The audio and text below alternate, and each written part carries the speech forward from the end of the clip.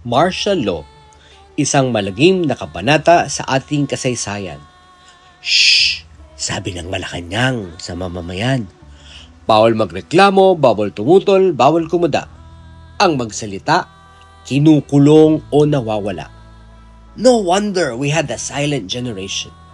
Thousands were cooked, disappeared, tortured, detained.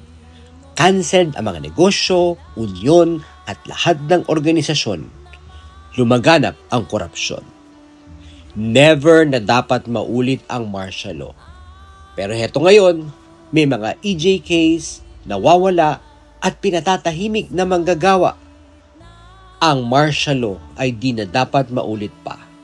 Never again, never again. Never again to martial law!